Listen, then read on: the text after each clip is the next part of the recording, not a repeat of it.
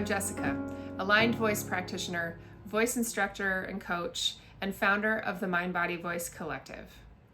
I help people reconnect with their true voices, both their physical voice and their inner voice, so that they can rediscover the joy of creative and authentic expression after years of silencing themselves and self-doubt. Have you ever felt a lump or a knot in your throat when you went to speak your truth or got up in front of someone to perform or to speak? Or maybe your jaw tightens up, or maybe your tongue feels really tight in your mouth.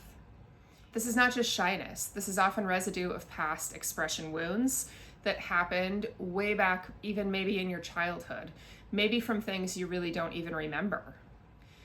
Some of these wounds could have come from being told to be quiet when you were a child, or being told that children should be seen and not heard.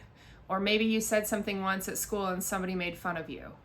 Or maybe you answered a question and got shut down in class. It also could be from maybe you were singing in front of people or just singing around the house and somebody said your voice wasn't very good. Or a choir teacher maybe in elementary school told you that you shouldn't sing. Or an art teacher or someone didn't like your picture as much as you did and they didn't think it was very good. All of these things can be past expression wounds, and maybe you don't even remember them. Maybe it'll take some digging to find what they are. But it's not necessarily that you're just shy or that you have performance anxiety out of nowhere. Often these roots come from something that happened way back in your past that stuck with you and you internalized, even subconsciously, and now you have a hard time expressing yourself creatively and authentically. When I was a little girl, I loved to sing everywhere that I could. And I remember when I went on a camping trip with my grandparents in Colorado, I hopped up on a rock, this big rock in the middle of the trail, and I just started singing and sang my little heart out, and I didn't care who heard me. And then fast forward a few years to when I was in middle school, I remember walking down the hallways with my head down, hoping that no one would notice me. And if a teacher said good morning, it felt so uncomfortable to even have to look at them and use my voice to say good morning back. So what changed? How did I go from that little girl who stood on the rock and was so excited to sing and share my voice with people to that girl in middle school who was terrified to even be seen? These early experiences shape our communication patterns even when we move into adulthood. They shape how we show up in different situations. They shape how we're able to use our voices, not just expressing art, but even in conversations with people and expressing our opinions and feeling like we have the right to speak up in different situations. Often we move into patterns like people pleasing, or we avoid things, or we just deal with a lot of internal conflict even when we want to say something in a conversation, not even when we have to go to a big audition or a big speech or a big interview or something like that. They can really get in the way just of your daily life and how you use your authentic voice. These wounds can also show up in the way of performance anxiety or really bad nerves when you have to get up in front of people. And you can do everything that they tell you to do. You can prepare as much as possible and you can pick the right content or music or routine that you're going to do for the audition, and you can prep for the job interview. And then when you get into the situation, those nerves and that performance anxiety can just take you over and you don't know why, because you've done all the prep work. Maybe you're even excited. Maybe you know that you're meant to do this. And then you have this block that you just can't seem to get past.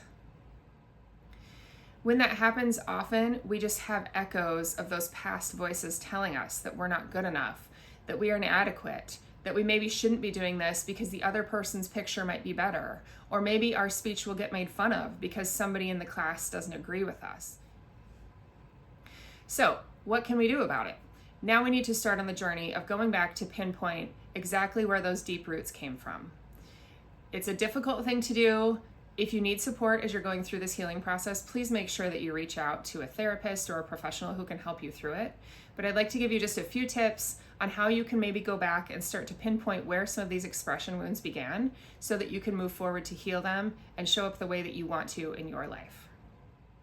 So the first thing I'd like you to do is just journal or consider, what is it that you hear? What is it in your head when you have these performance and expression wounds? What is it that you're hearing inside of you and that inner voice that makes you feel like you're not good enough? Is it fear? Is it somebody's voice that you heard a long time ago telling you aren't good enough? Is it that you're afraid to be embarrassed? What is going on in your head that you can pinpoint and write it down? Keep a list. Maybe the next time you have to go into a situation and you start to have that fear and that anxiety or that shutdown or that dialogue inside, start to notice it. See if you can discover what it even is saying to you, because that's the first step in being able to pinpoint where this came from. So what exactly is it that you feel worried about, or that you feel afraid of, or that you feel like is shutting you down when you go to express yourself? The second thing I want you to think about is, whose voice is it telling you these things? Is it your voice, or does it sound like something maybe that you heard when you were growing up in a certain situation? Are there any situations that stick out to you from when you were younger, when you were maybe told that you need to be quiet, or when somebody stifled your voice, or when somebody stifled your creativity?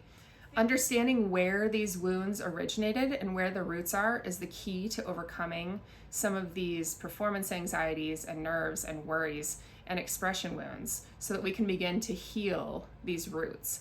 And you can begin to rewrite that pattern and dialogue that happens within you every time that you have to use your voice to express yourself, or every time that you want to be creative and you shut yourself down and you're just not sure why. We need to find the roots so that we can heal those roots from where they began, so that you can move forward in the way that you want to. Once you uncover where these roots came from, we can begin the work of healing them. And there are many different ways that you can heal them. I would love to give you some tools and some practices that could help. I have lots of different programs that do that. You also could check out my free mini course, my Voice Discovery free mini course. It's just a 3-day thing. It gives you some journal prompts and kind of helps you to uncover these expression wounds, so you don't have to do this all by yourself. Gives you some guided questions, some things to consider. I would love to have you start there. It's a beautiful place to begin uncovering where these expression wounds came from. You also could check out my 14-day self-guided Voice Awaken program. This program goes for 2 weeks. You don't have to do 14 days right in a row. It's a self-guided program, so you can move through at the pace that works for you. But each day it will give you a short guided video to move you through the practice for the day, a journal reflection question to help you begin to dig even deeper into where the roots of these are. And the best part is you can just move at your own pace. So if you need an extra day in between for processing, you can totally take it. And once you get it, you have access to it forever. So every time you feel like you have another issue to work through around your expression, you can come back to it and work through the process for that 14 days to uncover maybe some other roots and start to rewrite that dialogue that you have around your expression. It can be incredibly transformative to work through these expression wounds. You can finally feel like you can show up in a way that you want to in your life authentically. You can enjoy your creating again. You can do art, you can sing, you can do all of those things that are so good for expressing emotions without self-judgment. You can enjoy those things. You can set some boundaries with people maybe that you haven't been able to. You can build confidence in yourself and learn to love your voice and your expression again. If this resonated with you, I would love to share more tools and practices with you as you work through this healing journey and begin to reconnect with your voice. Make sure to hit subscribe and check the link in the description for my free mini course on rediscovering your voice, as well as my 14-day guided course and my signature voice detox program. It's a 10-week group program where we really dig into all of this, and you'll see massive amounts of healing around your expression. It's a beautiful first step in turning these old expression wounds into a brand new life for you. And as always, don't forget, your voice matters.